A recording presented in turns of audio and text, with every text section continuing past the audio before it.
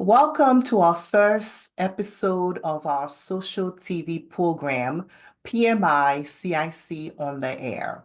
I am Florence Rene, VP of Professional Development, and I am glad to be back as your host and with a very special guest, Jonathan Spiteri, a strategic transformation leader, portfolio director, and Agile coach.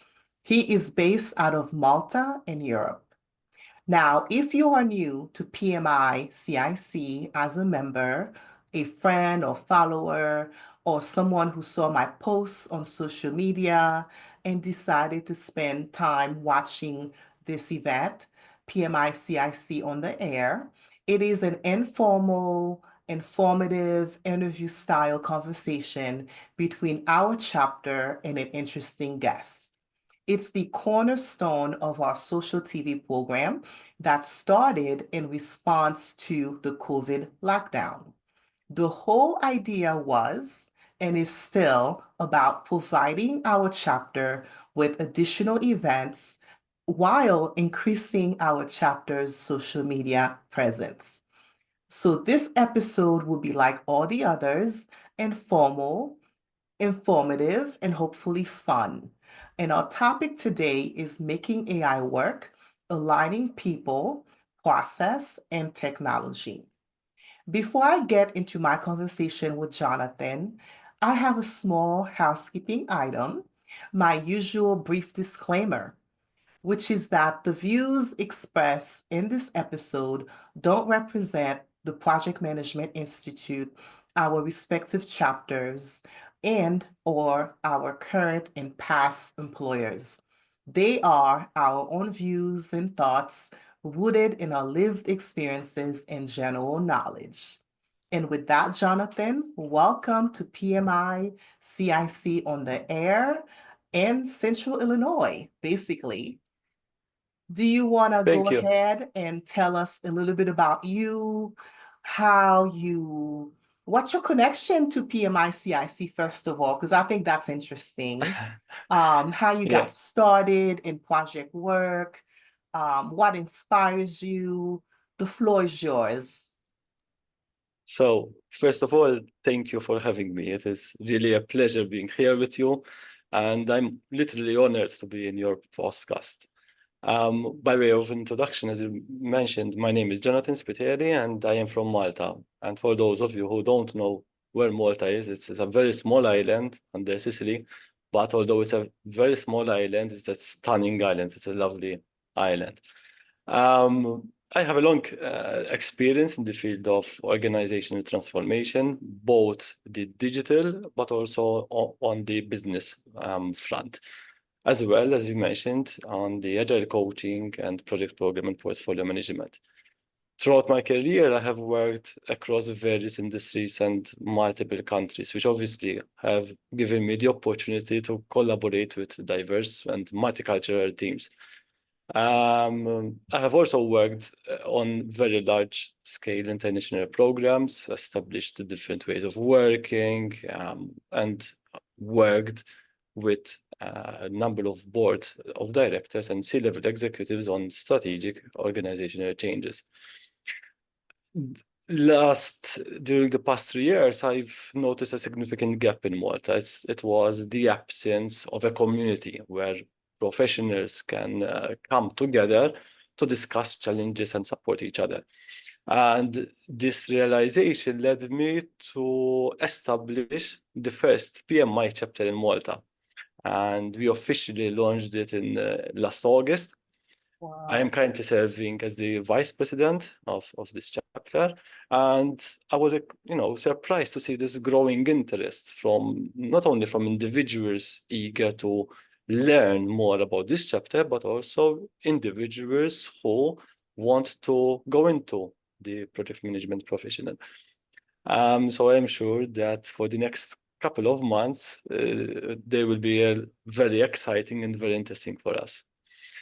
My connection to your chapter was being a contributor to the articles as a blogger. So last year, I started writing a number of articles on my personal blog, and I came across your blogs and reached out to you and started writing some articles for you. And that was also the first sort of relationship between both chapters.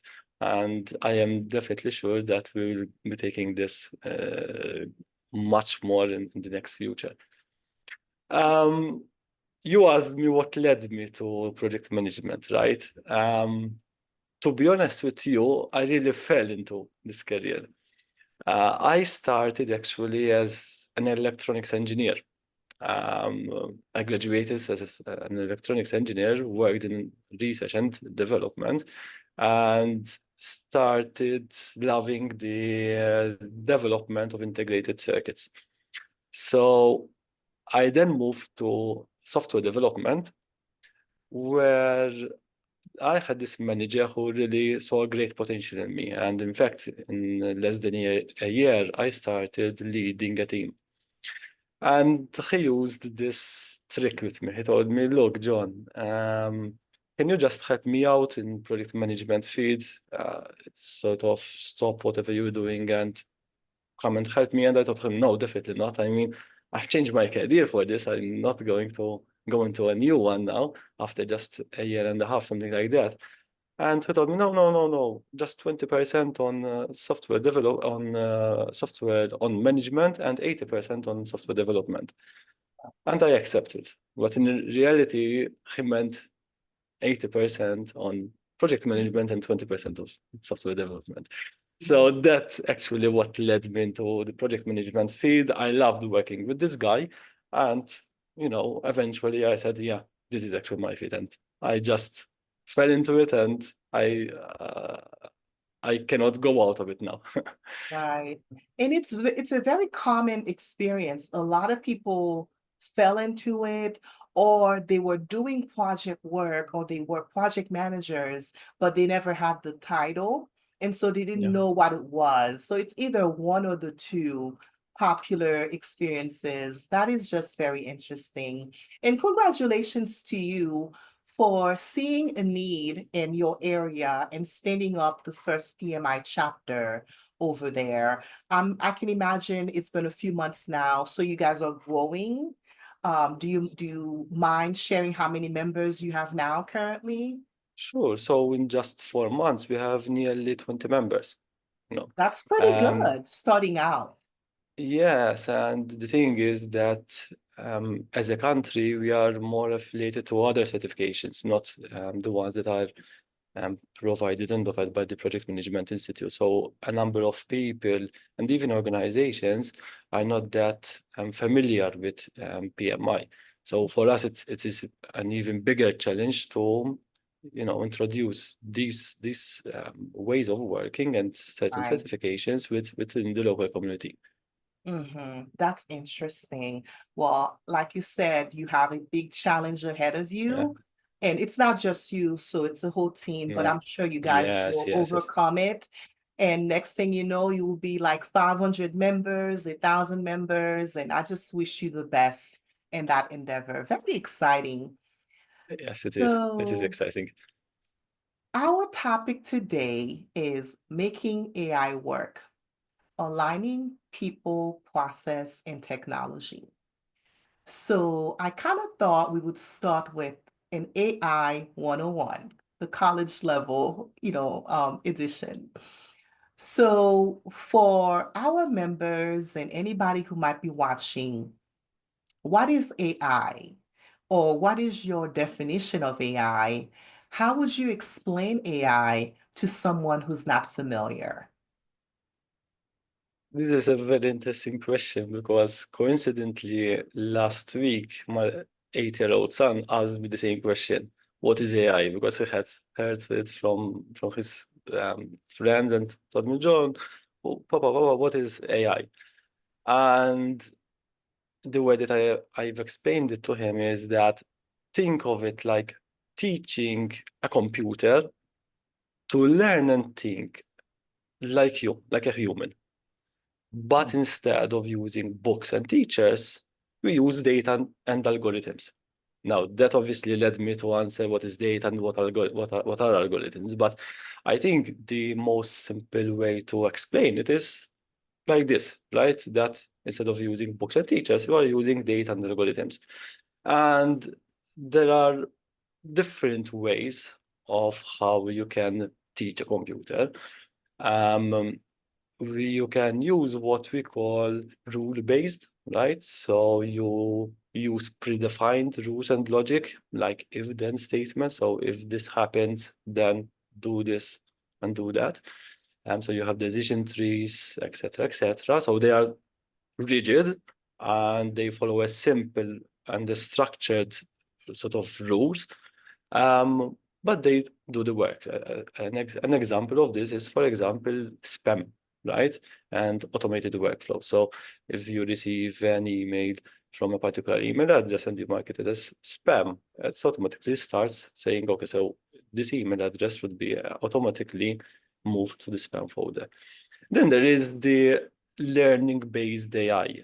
Okay, so this is where the AI is trained through data and it therefore can adapt and improve over time. So it does not follow a rigid structure, but it learns based on the data that you are always feeding the system. So it is more for sort of complex and dynamic problem solving, like for example, pattern recognition. Another example is, for example, Netflix, right? The way that it shows you some recommended series and TV shows based on your behavior, fraud detection in the banking industry, for example. So it uses large data to learn and adapt itself. So these are sort of the two different types of how computers, how AI can be taught. Wonderful. Now, so basically, AI learns, AI doesn't magically, happen. There's a lot of learning going on, and the human factor is a big factor. Without the A human, there's lot. no AI, right? Exactly, And where exactly. I'm going with that is from what we know so far and what we've seen so far, in your opinion, what can AI do well today? And what does it struggle with, in Mhm. your opinion? So as you mentioned, AI is heavily dependent on data, right? So it lacks that true reasoning, the common sense, the emotional intelligence that humans do. So it also, since it is based on data, it also struggles when you feed it low quality data. And the problem is that it can reinforce certain biases because if you are training the model with a specific data set that is, for example, more inclined to a particular gender, for example, and you ask the model to for some feedback on the opposite gender, then the feedback that it will provide you would be based on the data that you have given, which might not be correct. Um, However, it can process vast amounts of data pretty quickly, something that humans will definitely take time, right? It can recognize patterns, and it is highly effective in fraud detection, image classification. We have seen speech recognition, um, which obviously, if that is done by a human, it will consume a lot of time and a lot of effort. When we are talking about automating of repetitive tasks, so this has freed humans is freeing humans from doing certain repetitive tasks. These can be automated through AI. We have, Mhm. for example, AI-powered chatbots that obviously have helped also make the customer journey much shorter because certain chatbots can respond to certain queries on behalf of a human. Mhm. And obviously, we have seen definitely a number of generated text, generated music, images, videos from AI that, again, it will consume a lot of time if these are done by humans. So basically, the efficiency is a big plus, Yep. but the big negative is the lack of that human touch, that compassion, that common sense the things that only us as humans, well, maybe animals have, you know, that common sense, Yeah, that other thing. So I from the market out there is, I think, saturated with AI systems and AI technology, but there's also a lot of confusion, right? yeah, So let's talk yeah. about the AI systems that are popular or the technologies that are popular now. Um, for example, ChatGPT, OpenAI, we can just talk about it at the organizational level. Claude, Gemini, what's the difference between those guys? And do you have Mhm. a preference, you know, in your day-to-day? Do you have a favorite one? So, the way that one can differentiate or categorize AI systems, I see them from two different fronts. One from a capabilities point of view, and the other one from a functionality point of view. Mm, So, from a capability point of view, I would say there are three. What we call the narrow AI, the weak AI, which are designed for a specific task, so they cannot perform beyond its training, like what you mentioned, it's Siri, Google Assistant, ChatGPT, for example. We have the strong AI, the general AI, that AI can think and learn and perform intellectual tasks like a human. And then there's the super AI, which is still theoretical at the moment, where AI can surpass human intelligence in all fields and would be capable of being independent in terms of reasoning. But again, this is hypothetical and it is still not developed so far. From a functional point of view, there are, for example, the reactive AI. So these kind of systems do not respond to the current input. Again, for example, the chatbots that I mentioned earlier. We have also the limited memory AI, where these systems learns from past data to improve future decisions. For example, the self-driving cars or recommendation systems like Netflix. Then we have the theory of mind AI that understands emotions, human emotions, beliefs, and human intent. And again, this is still under development. And then there is similar to the super AI, the self-aware AI, where these AI will behave like a human. They have consciousness and self-awareness. But again, here we are talking about theory. We have not yet the technology have not yet evolved up till this stage. You've mentioned a number of models that are being used at the moment. ChatGPT, for example, that is, I mostly use it when it comes to creative writing. When I need to market something, I do not have too many skills in the marketing aspect, so I ask ChatGPT how I should put the design, the messages, the short messages, because mhm, I don't have the skills in the marketing aspect. Then there is Gemini, as you mentioned. I like Gemini a lot because the way that it shows you the results, there is a sort of an integration with the search engine, so you can see the data sources, and that helps me sort of confirm the results. Then there's Claude, uh, that is mostly used in HR and recruitment, compliance, regulations. But again, these are also used in the healthcare, for example. mhm. And most recently, we have also the DeepSeek as well, where it sort of focuses more on advanced search data mining, and it is mostly used at this side, mostly used in niche industry applications. But my preferred one is Gemini, and I use that mostly because of this integration that I've just mentioned. Awesome. Like you, as a member of our chapter here, and I'm now helping with publicity and strategy and all that. I've been helping that was my first official role as a chapter leader. I have Okay. been incorporating AI and what I do to kind of get some efficiencies Mhm. because we're so short-staffed on volunteering, Yeah, volunteers. So AI is basically like our unofficial volunteer, member where I exactly. basically assign, I come up with the prompts, whatever I need, and I leverage it quite a bit in what I do for the chapter. And even personally too, I Mhm. leverage it quite a bit.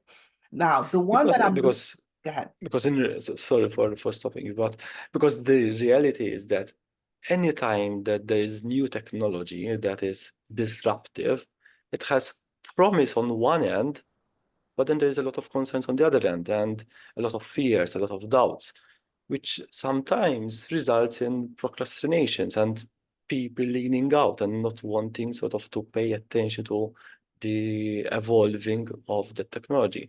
Mhm. But in reality, as you mentioned, in my opinion, AI is not taking people's jobs.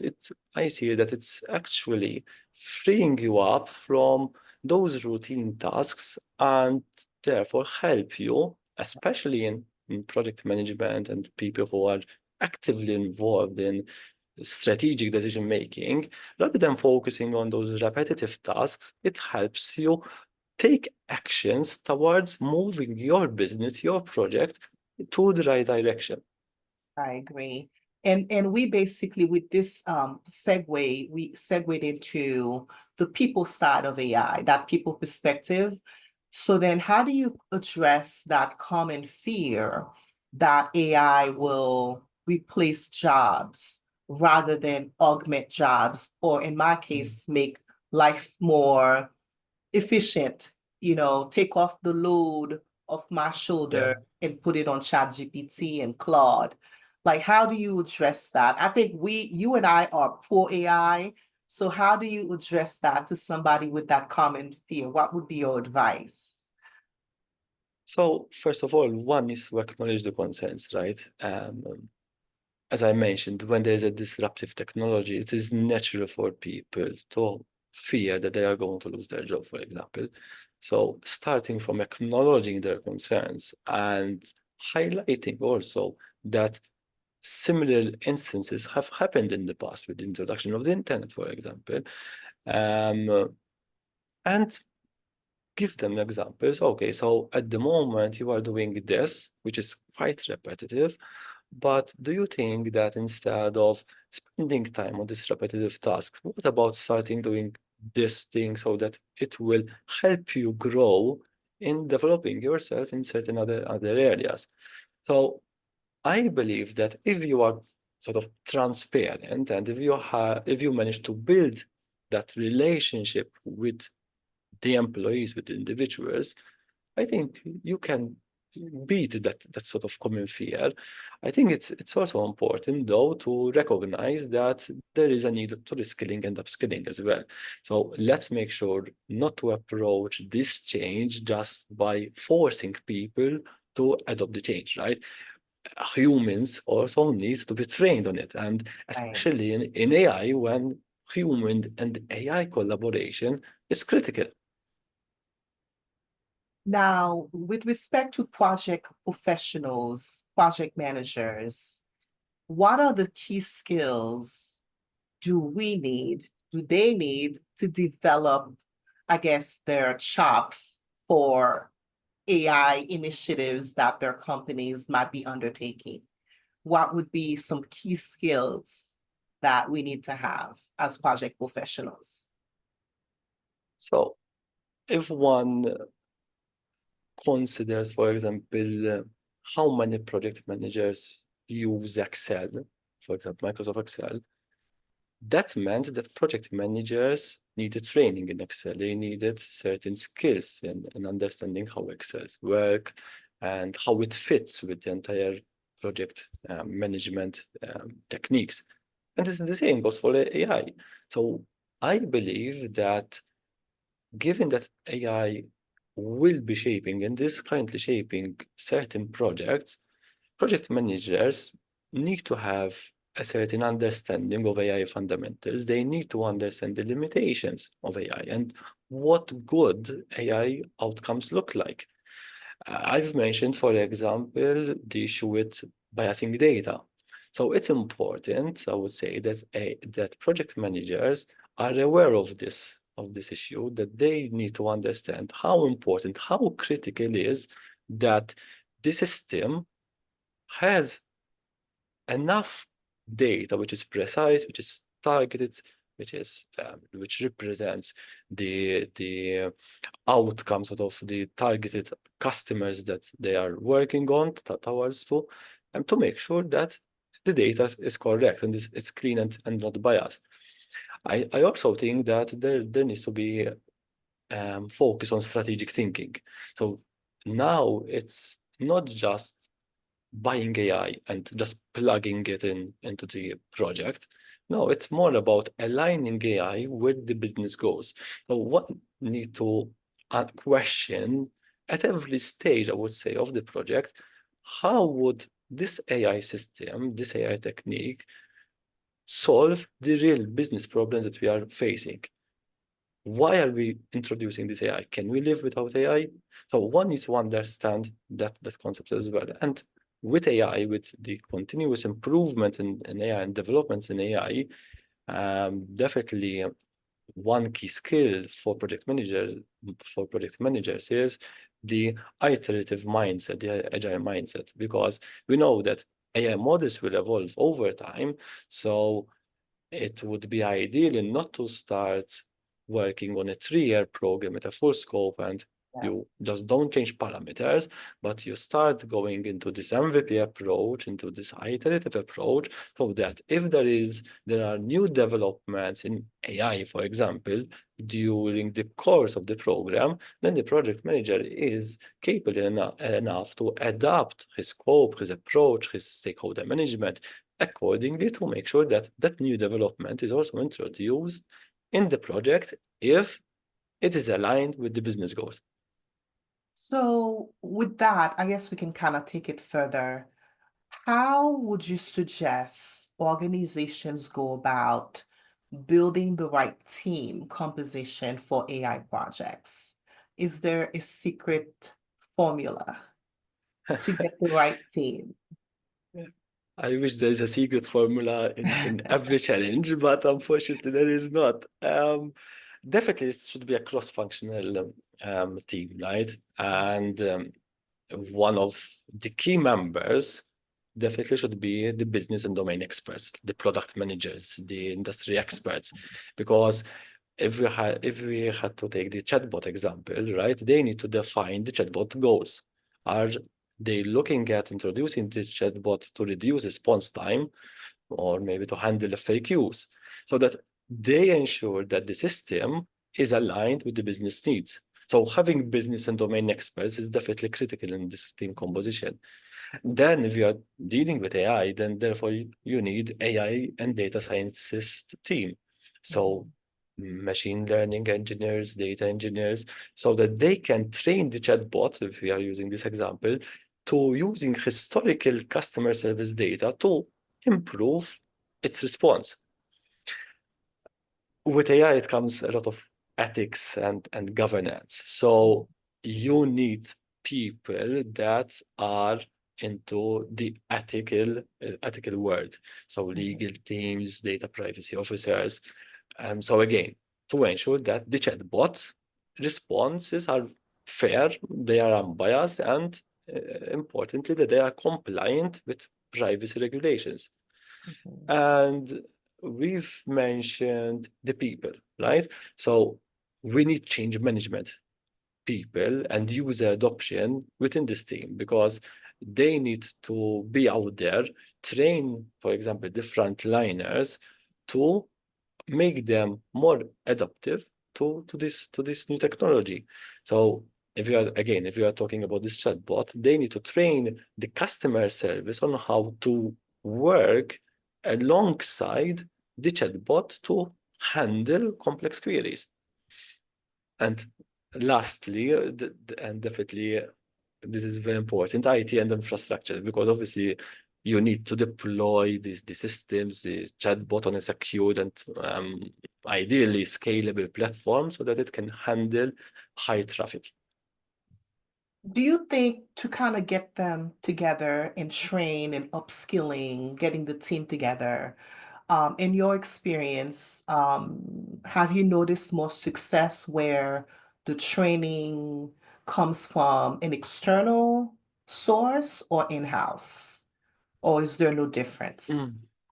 I think you need a mix of externals and internals. The reason being that the internals know how the organization works. They know the ins and outs, right? They know the challenges that people face. So the training wouldn't be sort of a book type of training, but it would be on a practical approach, on a practical scenarios that each individual is facing.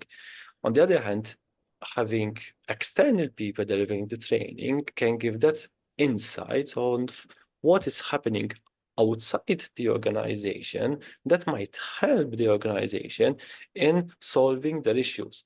So Right. whenever I'm involved in even training, I always, as an external, I always encourage to also have this internal component because I strongly believe that this external and internal need to work together to ensure that the sort of the training and the insights that are being given are insightful to the people and therefore they can learn from them and overcome the challenges that they face on a daily basis. Wonderful. And that's a perfect segue for my next question. And I would categorize that question under the process perspective. So, what common mistakes do organizations make when starting their AI journey? You talked about making sure like the training is a mix of internal and external. That way we get the best, right?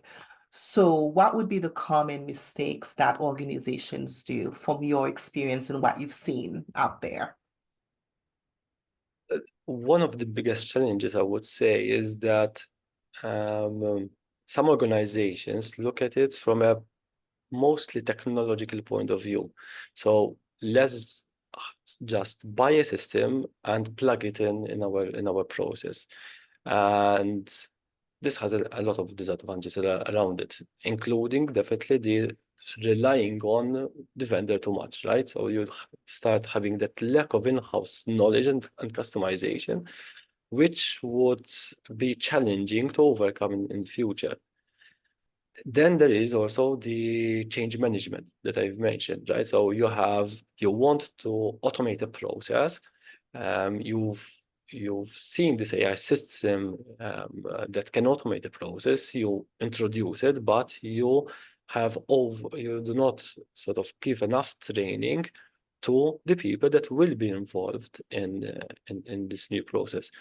And even worse, not involving them while this changeover is happening. So there, obviously, people will start resisting the change, start questioning why they have not been involved in this change. So making sure that these people are involved from day one, in my opinion, is extremely critical.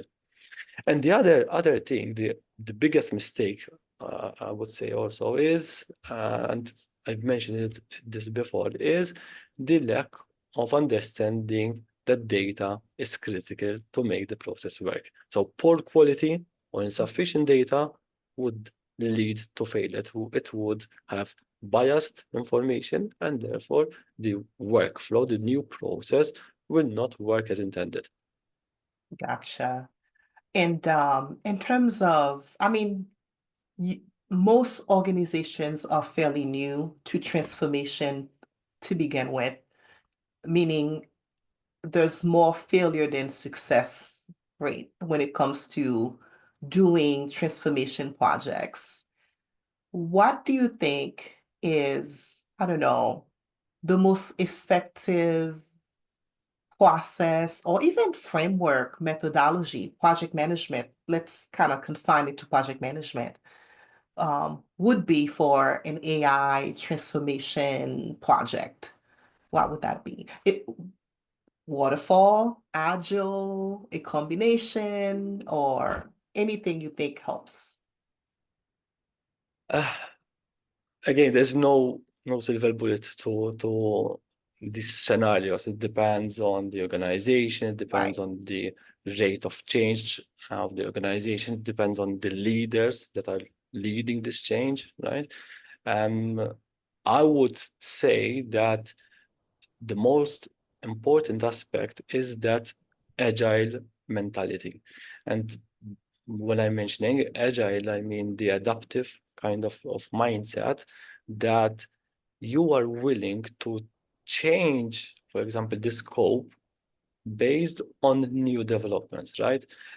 I tend to lean to the agile way of working, not because obviously I am an agile coach, but because we all know that developments happen during the course of the program. It Mm. might be people changing, it might be new trends coming in, whether it's technological or from a human perspective. So when you are embark in a 3 or 5 year program and you are sort of fixated to stick with delivery timelines, then you are missing out these opportunities, Mhm. especially in AI when AI development is progressing with a rapid speed, right? So my strong emphasis to project managers, to organizations, is to think about these evolving needs and therefore ensure that when they are engaging in a transformation, in a project, they need to see it as a journey, right? So let's have the North Star. Okay, you want to increase the customer satisfaction by 20%, for example. That is the North Star. But how you are going to achieve the North Star, it depends on various factors. Start small, start increasing bit by bit, then adjust accordingly. And so with people and processes, often the whole ethics and governance can become, I don't want to say cumbersome, but misunderstood or relegated to the back burner, right? Because people are either excited, they just want to get to, the North Star, and not because they meant to, but oftentimes the ethics fall by the wayside, the governance. What are your thoughts or some tips to make sure that governance and ethics is always in the center of whatever we're doing along that journey? Yeah, as you mentioned, it's not about people not wanting to follow the governance, but because people are so eager to deliver the project, to see it close, to see it to fruition, and start reaping the benefits. Um, So one of the things that I believe would avoid people from losing focus that ethics is important, especially in AI projects and transformations, is to have some ethical guidelines and principles. So one can create, for example, some AI ethics boards or teams to evaluate risks, to help the different project teams in setting queries and providing them the latest developments on AI regulations, for example. So you put even some gates that would help you remember that you need to consult, for example, with the AI ethical board. Another aspect is the transparent decision making. And we need to ensure that whenever we are using AI systems, there is the explainability model. That is, people can understand how AI came with that result. And this is important because it will avoid having certain biased output without realizing that that output is biased. So ensuring that people can explain how AI came with that result will automatically ensure certain ethical principles. Um, and finally, it's making sure that you have enough risk management framework that will cover the new risks, such as the biasing that I mentioned, the lack of transparency, the ethical concerns. And these are all captured in this risk management frameworks. Now, in terms of, I know your background includes being an Agile coach, so I'm really interested to hear your thoughts on this question. And the question is, what role does documentation play in AI projects? And how different is it from traditional project?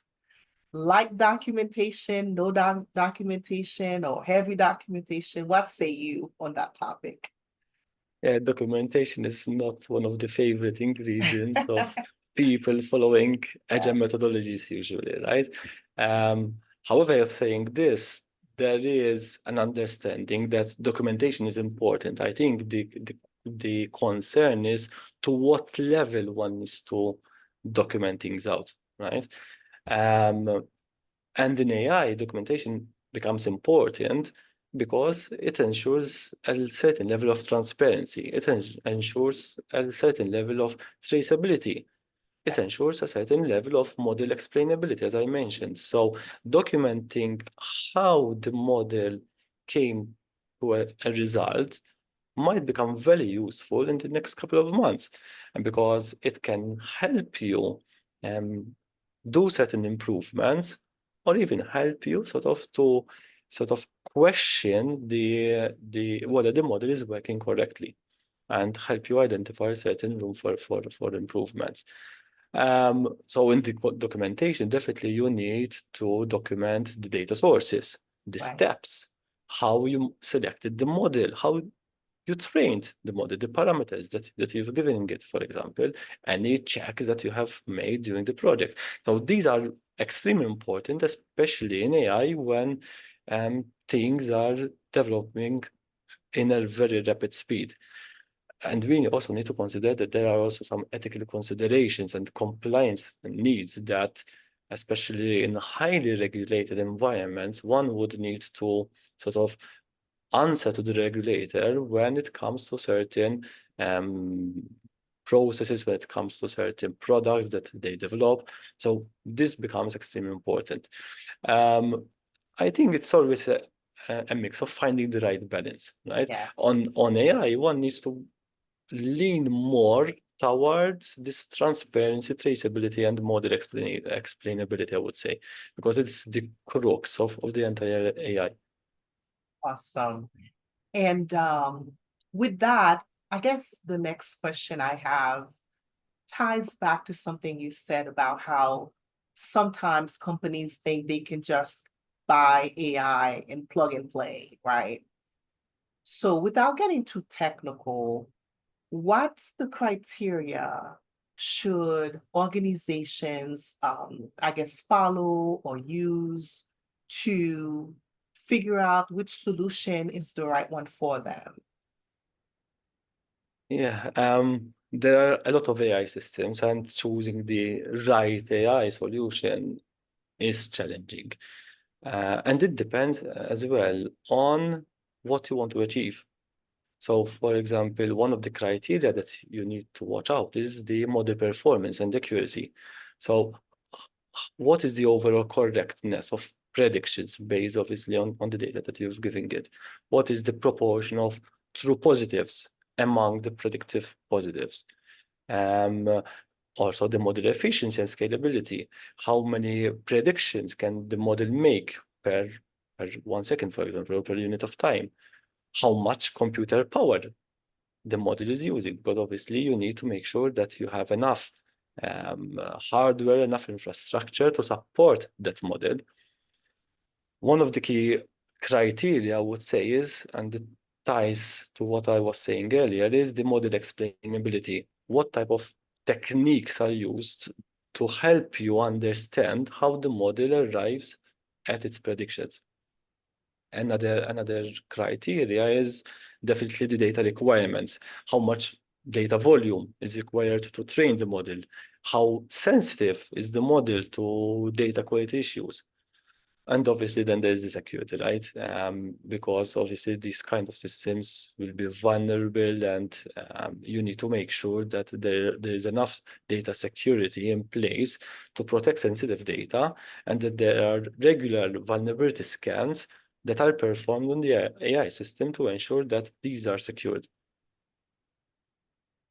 So just like the training question I asked you earlier, so in terms of the technology, what's your thought on this? And that is, should organizations spend their dollars on building that internally, the AI capability internally, or outsource it, buy it? Like, what's your take on it? What have you seen out there in the market? I have seen both approaches. So I have seen organizations going to the build approach and organizations going to the buy approach. And I feel that there is also no universal correct answer because, again, it depends on various factors. One of the factors is the level of customizations that are required. Because if you are buying something off the shelf, then you have to follow what the capabilities and functionalities that that system is offering. So you have limited or no customizations at all. So if you really want to have something specific to your business, then you have to go to the build front. Mhm. But again, there, if you are going to the build, you have longer development times. It will require more resources than if you just buy it off the shelf. So it is obviously much faster than building it on your own. And usually when it comes to cost, on the build side, then it is high in terms of upfront costs. It requires substantial investment, and you need people to work on the system. You need infrastructure to build the system. So for the immediate term, it will cost you much more. But if you go on the buy approach, although it's lower in the initial cost, sometimes it becomes much more expensive in the longer run because you have recurring licensing fees. When it comes to talent, obviously, if you are building it, then you need the specialized talent, the specialized AI people that I've mentioned, the internal teams, etc., etc. If you go to the buy approach, you can obviously use the external expertise that the vendor will provide you. So I would say it depends also on the culture. It depends on the culture, the budgets available, the time for delivery. So it depends on various factors. Right. Like like with everything else, it depends. Yeah, It yeah. No, depends. no silver bullet, sorry. It depends. Now, with technology and everything else, the people, the process, you have that. What would be a good sign or two that an organization isn't really ready for AI implementation to get on their AI journey? Are there any telltale sign that they're not ready to go there? I think if we can look at this from two different perspectives, I would say it's data and people, right? Um, because AI requires data. It's fundamentally, based on data. So in order to start using AI, you need to ensure that you have the right data. You have accurate and updated data. You have complete data that consists of all the necessary information. You have consistent data across different sources and formats, because the question would be, from what source are you going to provide this data? Different sources have different data for the same element, right? So Mhm. in one system, I am marked as female, and in the other system, I'm marked as male. What types of gender are you going to provide this AI system? Um, Another thing is that you need to make sure that the data is relevant and that the data that is going to be fed to the system is the right one that is targeted for what you need. So from that point of view, definitely it's data, and then the other is people. So we've talked about people, we've talked about the importance of having people upskilled, Mhm. people that understand the need to have AI working with them rather than replacing them. So ensuring that you have the people side on this front is critical to make this AI transformation successful. Mhm. Now, in terms of, I guess, scalability, how should organizations make sure that the AI solution is scalable? You know what I mean? How is there any kind of tip that you can share on that one? So it's extremely important that the AI solution is scalable across the organization for obviously for a number of reasons. And one of the things that you need to do to ensure that you have a scalable solution is to build a scalable architecture. So you use technologies that are called, for example, microservices. So these are sort of deployed as an independent scalable services that can be used from different systems. You use what are called APIs, so design solutions with well defined APIs, meaning application programming interfaces that allow different systems to integrate and communicate together and therefore ensure that you have a scalable solution. When it comes to data, it's important that you have a centralized data platform so that different systems can access the same data source and that you have the right policies and procedures in place to ensure that also these systems follow the same procedures rather than building a siloed approach to different systems. Um, you also need obviously to have a scalable infrastructure. So you are using cloud computing, for example, because it provides a certain elasticity and flexibility for AI workloads. And again, from a people perspective, you need to ensure that you have the right structure and collaborative environment that will ensure that there is a sort of a central team that can provide expertise and support to different business units, and that there are cross-functional teams that can collaborate together to make sure that every piece of scalability that would be introduced in due course can be scaled as fast as possible because you have that level of experience, that level of knowledge across the entire organization. Awesome. And that's a very valuable point. Making sure the data is in a centralized location. That way everybody gets the same, access Yeah. to same, they're going to the same source. Now, looking at your LinkedIn bio, you've been around, you have a very long work history. You don't have to tell me who or when that happened, but do you have any memorable transformation or AI implementation that didn't go well? And what did you learn from it? So let's face it, not all transformations are successful Exactly. from the first time, right? It's Right. again, it's a journey. You learn from it. Yes. But one of these transformations that I've worked on with that I supported an organization on, and is related to data, Mhm. is about a company that wanted to streamline their project estimation process. So they started training their model on historical project, right? But that data that was fed into this system was limited to certain project sizes, to certain complexities, and to certain technologies that they used. And when they started sort of estimating different projects that their clients were asking for, given that the data was not targeted to these kind of projects, there were biases, right? So the data was heavily skewed towards projects, for example, using specific technologies. And when a client requested a project for a different project for a different technology, the data did not come up correctly. And unfortunately, this company then continued with the estimation and the costing that this system had provided, but in fact, in reality, they needed much more to deliver that product.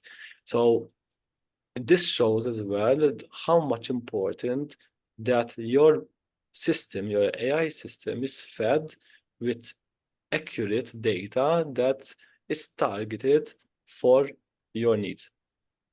Awesome. I'm still going to take you back to memory lane. So thinking about your past projects and where you've been, what role did organizational politics play in your transformation projects and AI projects? And how did you navigate those situations? So in any organization and in any transformation, different parties have different priorities, right? Whether this is because of their own KPIs or because they have different ideas. So one of the things that I always work on is having a clear communication across different leaders. Um, in order to ensure that everyone is working on the same page and is working towards the same goal. So if we have a leader who has KPIs, for example, focused on increasing customer satisfaction, for example, but then you have another leader who has his key targets that are unrelated to that, but you need both of them to sort of work on this kind of transformation because it's a strategic direction. Then you need to make sure that the KPIs are aligned to the strategic target. So one of the things that I always work with is this kind of engagement across the C-level, across the board of directors, for example, to ensure that the KPIs reflect the transformational targets. And when you set a transformation, you always have people who have concerns about the value that transformation will bring about, both in the immediate and the longer term. So one of the things that is highly important, and I always encourage, is to start demonstrating tangible benefits through quick wins. Now, you work on quick wins, not just for the sake of it, but you first have this North Star that I've mentioned, where you want your organization to be in the next 3 years, and you start forming the journey, and every piece of the journey, you start delivering something, and that is the quick win. So people start realizing that there is value in doing this transformation. This also helps in ease that kind of resistance. So you have created a shared vision, you are addressing different sort of concerns from different people, ensuring that there is alignment on KPIs. And I think having these on board, having these people on board will then obviously ensure that the leadership team is sort of on the same page on this transformation. I like that. I like that. And I guess the takeaway there is to realize that there will be competing thoughts, competing values. It's just a matter of obviously communicating, being transparent, showing tangible value, and hopefully everybody can see a piece of what they want so we can get to the Yeah. North Star. That's basically the takeaway for me. I have a new feature for these live streams for 2025, Okay. PMI-CIC on the air. And it's a rapid fire round, but it's a 3 question. You get to pick one, just from 1 to 3, you just tell me which number you want. And then I'll give Okay. you a question that you can answer. It should be a quick question. Let's see. Let's try it out and see how we do. So Okay. from 1 to 3, what's your Two. number? Two. 2? Yeah. That's a good one. Okay, so the question is, what is the most unexpected use of AI you've seen or heard in your circle? So basically, it's AI in art restoration. It Art was a restoration. Okay. yeah. It was a pretty easy answer for me, question for me. Oh, Because the way that AI is working also in restoration, it's phenomenal. They predict the original appearance, so they analyze existing artwork and use machine learning trained data to sort of come up with the original state. They managed to identify the material that was used back then. They create a virtual restoration. So I mean, it's phenomenal. that It's is it's definitely mind blowing. unexpected and it's Yeah. mind-blowing for sure. And so we are almost at time. I guess for final word, Jonathan, what's the next thing up in your journey? What do you want to do besides getting PMI Malta, off and running? What's next for you? Yeah, so that's obviously having PMI Malta chapter together with, Yes. with with the whole team is definitely the focus. But on a personal level, definitely I would like to stay up to date with the emerging technologies because developments are happening very fast. So I need to always keep up to date with that.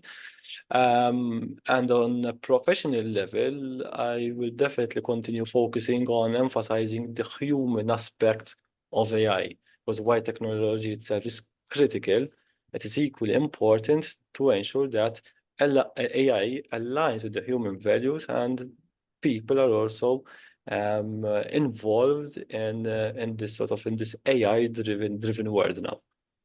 Wonderful. And do you have any advice for any new beginners, new project professionals coming in as far as where they want to put their, I don't know, continuing development focus, So AI, or what would you suggest that they focus on? I think they need to focus definitely on the foundations of both AI, data, way of working, this adaptive kind of thing. Um, so I would definitely advise that people go into understanding this foundational AI knowledge, right? So there are a number of online courses, for example, obviously PMI courses. They offer a lot of PMI courses. Um, uh, there is also the networking and community aspect, this chapter membership. I'm doing an advert for PMI Motor chapter and PMI Illinois, yes, so that people can get engaged with us. Get familiar with the various AI tools, the cloud AI platforms, and also this agile way of working. Wonderful. All great advice, if you ask me. Thank So, you. once again, Jonathan, thank you so much for helping me kick off our 2025 social TV program. And on such a high note with a very relevant topic, AI. And also, thank you for being so flexible with your time because we have a huge time zone difference. I'm in Yes. Central Illinois. You are all the way over there in Malta, off the coast of, I guess, by Sicily, right? Up over there in Yes, yes. Europe. And there's this, it's 6:15 now Oh, wow. in the evening. Thank you so much. Thank you so much. And I guess I will just say to those of you out there watching this whenever, please comment in the chat and we will do all we can to get back to all your questions. And definitely go to our chapter website, PMICIC, PMI-CIC.org. Or if you receive chapter communication, check your emails to sign up for our upcoming events and meetings. Our calendar, believe it or not, is already filled with various meetings and events all the way down to June. So next week, we're going to have our monthly member orientation kickoff on the 18th. And then on March 11th, we're going to have a lunch and learn. Get the lawyers out of the way, project managing negotiations through execution. And we're going to have an attorney come talk to us about getting the legal and the project team to play in the same sandbox. So that should be a really good conversation. And I encourage all of you to sign up and come along and dial in. And then on the 20th of March, we're going to have a evening meeting for, I guess you could say, to kind of help us explain the tangible benefits of our project. So the event is the project value equation, justifying budgets across all industries. And we're going to have Jesse Fuel be our guest, and he's going to talk us through talking about our project value. And then on April, we're going to have a lunch and learn where it's going to talk about what's in between Agile and Waterfall. And we're going to have Teresa Jurgens-Kowal stop by to do that lunch and learn. And then the biggest thing I want to share now, because you can actually register right now for our 2025 Full Dev Day. Yes, you go ahead, go on our website, PMI-CIC.org, and sign up for the annual conference. The theme actually for 2025 is Evolving Projects, Future-Ready Skills for Project Managers. It's a one-day conference from 8 a.m. to 4:15, and it's our annual conference, like I said. And this time, we will be with a cohort of PMI chapters, and you get to register for ProDev Day 2025 if you are a member for just $100 US. And if you aren't a member of our chapter, it's only $120 to register for a whole day of learning and networking. We will have 3 virtual rooms, I guess you could say, up to 17 PDUs, up to 9 different sessions, and just so many more we have plans for 2025. So like I said, definitely check us out. Stay connected with our chapter, follow us on social media. That way you know what we're up to and you don't miss any networking events or regular monthly meeting. For example, on the 20th of March, we're going to be getting together. We will be at the Peoria Civic Center. We're going to be at a hockey game as part of our quarterly networking events. So sign up because space is limited. I believe there should be no more than 15 tickets available. And so you come out with us on the 28th, grab some burgers or hot dogs, and we just mingle and connect and over a hockey game. And with that, I will conclude our first episode of our social TV program, PMI-CIC on the air.